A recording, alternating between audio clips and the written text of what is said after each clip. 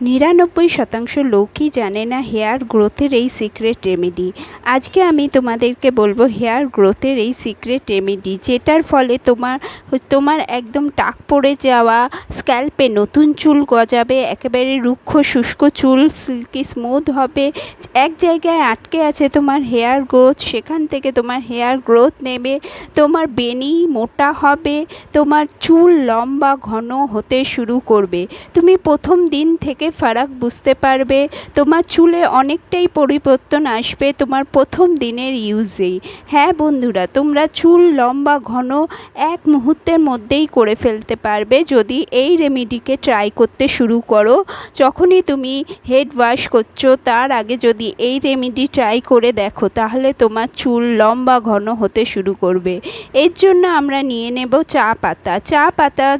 যেই চা পাতা তুমি রোজ চা বানিয়ে খাও সেই চা পাতার মধ্যে থাকা অ্যান্টিঅক্সিডেন্ট ক্যাফেন, যেটা আমাদের চুলকে লম্বা করে, ঘন করে, আর চুলকে কালো রাখতেও দারুণভাবে হেল্প করে।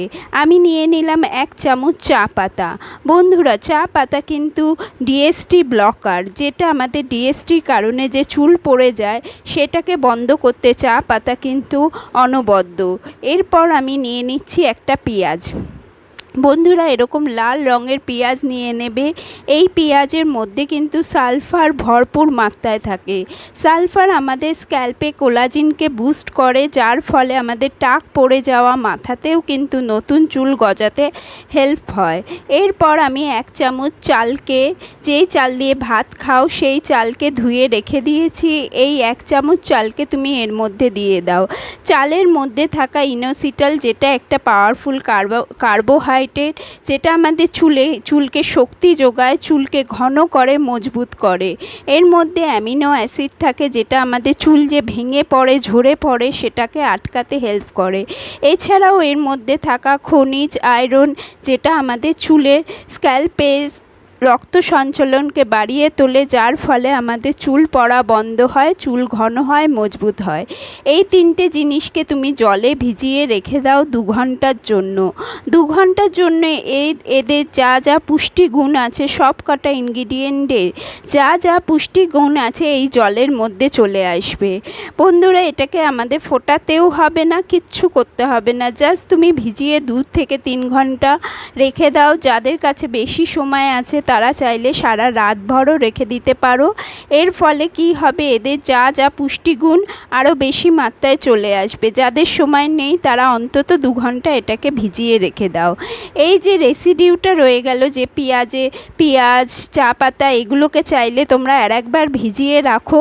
ভিজিয়ে সেই জলটাকে তোমরা গাছে দিতে পারো। এটা কিন্তু ভালো সার হিসাবেও কাজ করবে। এবার যে জলটা আমরা পেয়ে গেছি, এটাকে কিভাবে ইউজ করবে, এটাকে আমরা দুটো পদ্ধতিতে ইউজ করব। যেদিনই তুমি শ্যাম্পু করবে সেদিনই এই জলটাকে বানিয়ে নেবে। এটাকে স্টোর করব না আমরা, এটাকে রেগুলার বানিয়ে নাও, কারণ পেঁয়াজ সাধারণত অক্সিডাইজ হয়ে যায়, এর জন্য আমরা স্টোর করব না, এটাকে রেগুলার বানিয়ে নেব। এবার এই যে জলটা আমরা এটাকে 2 ভাগে ভাগ করে নেব। একটা আমরা সিরাম বানাবো। এর জন্য আমি দিয়ে দিচ্ছি একটুখানি 1 চামচ মতো নারকেল তেলের মধ্যে থাকে ফ্যাটি অ্যাসিড, লরিক অ্যাসিড, যেটা আমাদের চুল যে ভেঙে পড়ে, মাঝখান থেকে চুল ভেঙে পড়ে, চুল ঝরে পড়ে, সেটাকে বন্ধ করে চুলকে সিল্কি শাইনি করে, চুলের গোড়াকে মজবুত করে, চুলকে ঘন বানাতে হেল্প করে। এরকম ছোট ড্রপারের সাহায্যে তুমি স্ক্যাল্পে এটাকে ড্রপ করে দাও। যখনই দিচ্ছ তার সাথে সাথে তুমি এটাকে ম্যাসাজ করো আঙ্গুলের ডগা দিয়ে, হালকা হাতে ম্যাসাজ করো। ম্যাসাজ করা খুব দরকার বন্ধুরা। যত তুমি ম্যাসাজ করবে স্ক্যাল্পের ব্লাড সার্কুলেশন বাড়বে। ব্লাড সার্কুলেশন বাড়লে ব্লাড ফ্লো আসবে, যার ফলে আমাদের চুল লম্বা হবে, ঘন হবে। রেগুলার তোমরা যদি পারো তো শীর্ষাসন করো বন্ধুরা। যারা শীর্ষাসন করতে পারো না তারা অন্তত 1 মিনিটের জন্য মাথাকে নিচে করে রেখে দাও। নিচে করে রেখে দিলে কি হবে, তোমার মাথার দিকে পুরো ব্লাড ফ্লোটা চলে আসবে। মাথাটাকে ঝুলিয়ে রেখে দাও। এর ফলে কি হবে, মাথার দিকে তোমার পুরো রক্তগুলো সঞ্চালন হতে শুরু করবে, যার ফলে তোমাদের স্ক্যাল্পে রক্ত সঞ্চালন বেড়ে যাবে। আর এর ফলে তোমাদের চুল পড়া বন্ধ হবে, চুল হবে ঘন, চুল হবে মসৃণ। যারা শীর্ষাসন করতে পারে তারা তো এর ফায়দা জানেই। যারা শীর্ষাসন করতে পারবে না তারা যত মাথাটাকে নিচু করে রাখতে পারো, মানে মাথাটাকে 1 মিনিটের জন্য ঝুলিয়ে রাখো, তাহলে দেখবে তোমার স্ক্যাল্পে ব্লাড সার্কুলেশন বাড়বে। আর ব্লাড সার্কুলেশন বাড়লেই কিন্তু হেয়ার ফল কমে যায়, হেয়ার রিগ্রোথ হতে শুরু করে, হেয়ার গ্রোথ নেয়। এরপর আমরা যে বাকি যে জলটা রয়েছে তার মধ্যে শ্যাম্পু মিশিয়ে নেব। শ্যাম্পু মিশিয়ে নিয়ে এই জল দিয়েই শ্যাম্পু করব।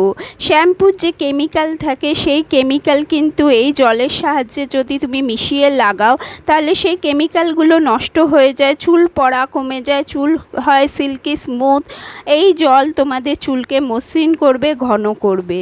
তাই বন্ধুরা, যেদিনই শ্যাম্পু করবে তার আগে ওই সিরামকে তুমি 1 থেকে 2 ঘন্টার জন্য লাগিয়ে রাখো। তারপরে শ্যাম্পুটাকে তুমি যদি পারো তো 5-7 মিনিটের জন্য স্ক্যাল্পে লাগিয়ে ম্যাসাজ করো, তারপর নর্মাল শ্যাম্পুর মতো ধুয়ে ফেলো। এই প্রসিডিওর তুমি 1 মাস করো, তুমি খুব ভালো রেজাল্ট পাবে। চুল ভাঙা বন্ধ হয়ে যাবে, চুল পড়া বন্ধ হয়ে যাবে, চুল সিল্কি স্মুথ হবে। আজকের মতো ভিডিওটা এই পর্যন্ত। থ্যাংক